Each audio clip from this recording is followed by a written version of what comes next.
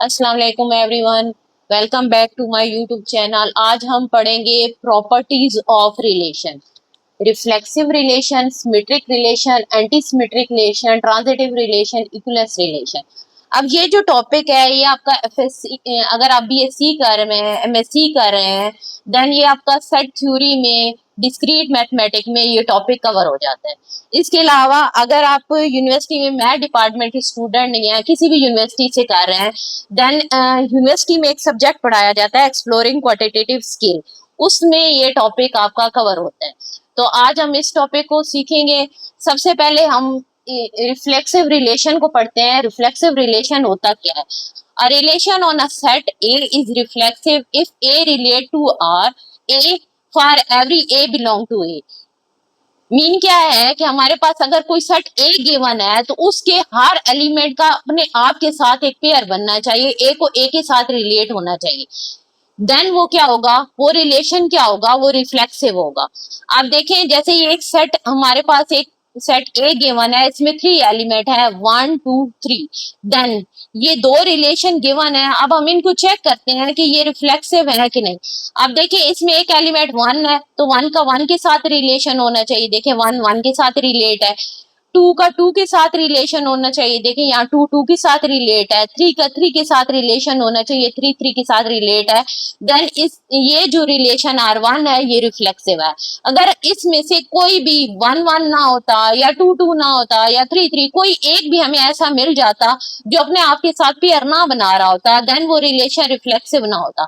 तो हमें इसमें ये तमाम मिल गए हैं। 1 का 1 के साथ रिलेशन है, 2 का 2 के साथ है, 3 का 3 के साथ है। तो ये जो R1 है ये हमारा क्या है, रिफ्लेक्सिव है। अब हम R2 को चेक करते हैं। R2 जो है इसमें 1 1 है, हम देखें तो हमें नजर आ रहा है 1 1 है। 2 2 भी इस रिलेशन में है, लेकिन 3 3 हमें कहीं भी नजर नहीं आ रहा, देन ये रिलेशन रिफ्लेक्सिव नहीं है।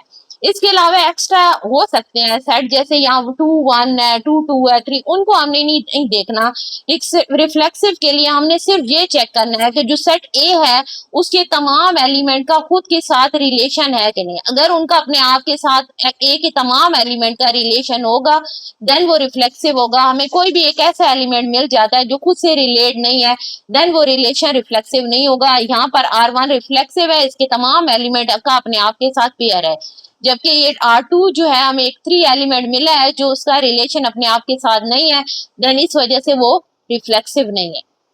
नेक्स्ट हम सिमेट्रिक रिलेशन पढ़ेंगे। ये रिलेशन क्या होता है? A relation R on a set A symmetric whenever A का रिलेशन हो बी के साथ, देन बी का रिलेशन ए के साथ हो। इसका मतलब क्या है कि अगर हमारे पास कोई सेट ए है तो उसमें अगर ए बी पेयर पड़ा है तो then B A B must उस सेट में, उस रिलेशन में होना चाहिए, देन वो रिलेशन क्या होगा, सिमेट्रिक रिलेशन हो गया।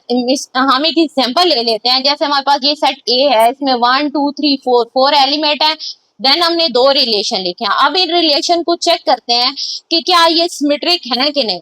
देखने के लिए हमने 1 1 को अगर चेक करें तो 1 भी है, बी भी 1 है, तो 1 1 है तो 1 1 हमारे पास मौजूद है। हमने इसको चेक करने की हमें जरूरत नहीं होती क्योंकि ए भी यहाँ 1 है, बी भी 1 है।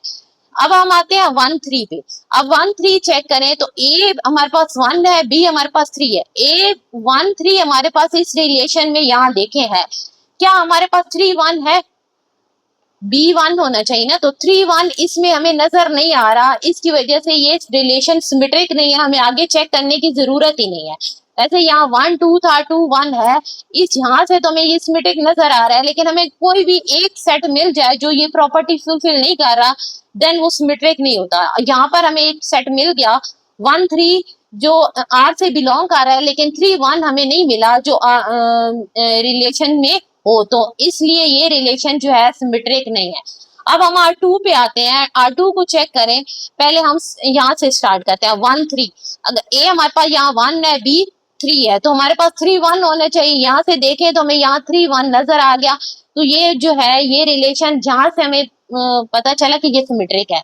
अब हमने एक पे नहीं हो जाना कि एक प्रॉपर्टी फुलफिल हो रही है तो सारी हो रही है, हमने सबको बारी बारी चेक करना है। अब 2 2 पे आए, 2 2 पे आएंगे तो ए बी भी हमारे पास सेम हो गया, ए बी बिलोंग कर रहा है आर, तो बी ए भी बिलोंग करेगा क्योंकि 2 2 है, ए भी 2 है, बी भी 2। अब हम 2 4 पे चेक करते हैं। तो यहाँ हमारे पास A2 है, B4 है, हमारे पास A B R से बिलोंग करे, तो देन किसको बिलोंग करना चाहिए? 4 2 को भी इसमें होना चाहिए। तो देखें 2 4 तो इस रिलेशन में बिलोंग कर गया और 4 2 भी इस रिलेशन में आ गया, तो देन यहाँ से इसने भी सिमेट्री की प्रॉपर्टी फुलफिल की है। अब हमारे पास क्या रह गया? 3 1 रह गया। अब हम 3 1 को चेक करते हैं, तो 3 1 है, ए हमारे पास 3 है, बी हमारे पास 1 है, 3 1 है तो 1 3 भी हमारे पास यहाँ पड़ा है। यहाँ से हमारे पास ये भी सिमेट्री की प्रॉपर्टी फुलफिल कर रहा है। देन हम 3 3 को चेक करते हैं। 3 3 को चेक करेंगे तो ए भी 3 है, बी भी 3 है, तो बी ए भी मौजूद है, 3 3 मौजूद है, तो यहाँ से भी ये सिमेट्रिक है। अब हम 4 2 को चेक करते हैं। 4 हमारे पास ए 4 है, बी 2 है, तो ये 4 भी है, 2 बी ए 4 है, बी 2 है, ये है, तो हमें क्या होना चाहिए? बी ए होना चाहिए। तो 2 4 देखें यहाँ पर मौजूद है। इस वजह से ये जो R2 है ये हमारे पास सिमेट्रिक है, R1 सिमेट्रिक नहीं है। क्यों नहीं है? क्योंकि 1 3 मौजूद है, 3 1 इस पेयर में मौजूद नहीं है। तो सिमेट्रिक होने के लिए मस्ट है प्रॉपर्टी ये सेटिस्फाई होनी चाहिए कि हमें अगर ए बी उस रिलेशन में मिल रहा है तो बी ए को भी उस रिलेशन में मौजूद होना चाहिए। अगर ए बी नहीं है तो फिर तो जरूरत नहीं है ना चेक करने की। हमने पहले देखना है कि क्या ए बी उस सेट रिलेशन में मौजूद है। अगर ए बी उस सेट रिलेशन में है देन ए बी ए को उस रिलेशन में मस्ट होना चाहिए। तो ये हमने अब सिमेट्रिक पढ़ा, नेक्स्ट हम एंटी सिमेट्रिक पढ़ेंगे। चले हम नेक्स्ट रिलेशन पे आते हैं, anti symmetric relation. A relation on a set A is anti symmetric if whenever A relation B then and A B relation A then A equal to B। सो मतलब क्या है कि हमारे पास अगर कोई सेट जो रिलेशन है उसमें A B पेयर मौजूद है और B A भी मौजूद है पेयर, तो देन A और B को मस्ट इक्वल होना चाहिए। अगर वो ये प्रॉपर्टी सेटिस्फाई करेगा देन वो एंटी सिमेट्रिक रिलेशन होगा। अब आप जो ज्यादातर स्टूडेंट है वो मिक्स कर देते हैं कि जो सिमेट्रिक है वो एंटी सिमेट्रिक नहीं होगा या एंटी सिमेट्रिक है सिमेट्रिक नहीं होगा। आपने डेफिनेशन पे फोकस करना है। डेफिनेशन क्या है कि अगर हमारे पास ए रिलेशन बी है और बी रिलेशन ए बी है देन हमारे पास ए और बी इक्वल हो देन वो एंटी सिमेट्रिक होगा। अब हमने एक सेट लिखा है 1 3 और 5, रिलेशन 1 लिखा है, इसमें 1 1 है, 1 3 है, 3 5 है। अब देखिए हमने कहा है कि अगर ए बी मौजूद है उस रिलेशन में और बी ए बी है तो इक्वल होगा। अब 1 1 है तो 1 ए बी 1 है, बी भी 1 है और बी ए भी है तो 1 1 है। यहाँ से तो इसने यहाँ से हमें ये हुआ कि ये एंटी सिमेट्रिक है। अब नेक्स्ट पे आते हैं। देखिए 1 3 है और 3 1 तो है ही नहीं, तो हमें आगे चेक करने की जरूरत नहीं है। वो कहता है कि अगर ए बी भी है बी ए भी है देन इक्वल हो। अगर ए बी है बी ए है ही नहीं तो फिर आपने उसे एंटी सिमेट्रिक कहना है। उसके लिए है कि ये दोनों मौजूद हो फिर इक्वल हो। अब तो 1 3 से ये हमें एंटी सिमेट्रिक ही लग रहा है। अब देखिए हम देखें 3 5 है, 5 3 5 है, 5 3 है ही नहीं, तो फिर इक्वलिटी कहाँ से चेक होगी? इसलिए हमने यहाँ से भी से कह दिया कि एंटी सिमेट्रिक है। अगर इसी रिलेशन में 1 3 होता और 3 1 भी होता तो फिर 1 और 3 इक्वल ना होते देन वो रिलेशन एंटी सिमेट्रिक ना होता। लेकिन ये रिलेशन एंटी सिमेट्रिक है क्योंकि 1 1 है, ए और बी इक्वल है, 1 3 है, 3 1 है ही नहीं, तो हमें चेक करने की जरूरत नहीं है। 3 5 है, 5 3 यहाँ है ही नहीं, तो चेक करने की जरूरत नहीं है। यहाँ से हमने ये देख लिया कि ये रिलेशन क्या है, एंटी सिमेट्रिक है।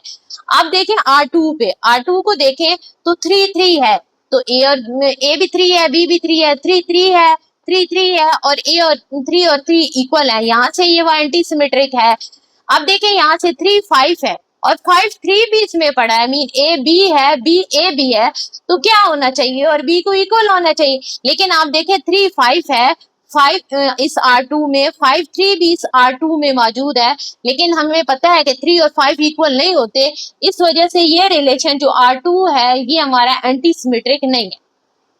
अब हम आएंगे ट्रांजिटिव रिलेशन की तरफ। A relation R on a set A is transitive if whenever A relate to B and B relate to C then A relate to C। इसका मीनिंग क्या है कि अगर हमारे पास उस रिलेशन में A B पेयर पड़ा है, B C भी पेयर पड़ा है, देन उस रिलेशन में A C को मस्ट होना चाहिए, देन वो रिलेशन क्या होगा? ट्रांजिटिव रिलेशन होगा। हमने ये सेट ए ले लिया है, इसमें 3 एलिमेंट है, 4 एलिमेंट है, 1 2 3 4। देन हमने दो रिलेशन लिया R1 और R2। अब देखिए R1 को चेक करें, हम इसको चेक करना चाहते हैं कि ये ट्रांजिटिव है कि नहीं। अब देखिए यहाँ ए बी, तो अगर 1 1 को चेक करें तो ए भी 1 है, बी भी 1 है। जब बी और बी 1 है, सी भी 1 है, देन 1 पड़ा है। तो यहाँ से इसको चेक करना, करें या ना करें, आपके लिए एक ही है कि वो ट्रांजिटिव होता है। हमने यहाँ से चेक करना 1 2, 1 2 के मीन क्या है कि ए हमारे पास 1 है, बी हमारे पास 2 है। अब हमने चेक करना है कि 2 का किसी के साथ पेयर पड़ा है, तो देखिए 2 4 यहाँ पड़ा है। तो अब हमारे पास ए 1 है, बी 2 है, बी 2 है, सी 4 है। तो क्या हमारे पास ए सी पड़ा है, मीन 1 और 4 पड़ा है। तो यहाँ से चेक करें 1 और 4 यहाँ पड़ा है, तो यहाँ से ये ट्रांजिटिव है। ठीक है, अब आप इसको चेंज भी कर सकते हैं। अब देखें यहाँ से 2 4 देखें, अब 2 4 ए यहाँ 2 है, बी आपका 4 है, 2 4 पड़ा है, तो 4 का कहीं और पेयर पड़ा है, 4 हमें किसी और के साथ पेयर नहीं नजर आ रहा, तो इससे ट्रांजिटिव होगा क्योंकि दूसरा पेयर पड़ा ही नहीं है। अब देखिए 1 4 को चेक करें, 1 4 पड़ा है, 4 का किसी और के साथ पेयर ही नहीं है, तो यहाँ से भी ये ट्रांजिटिव है।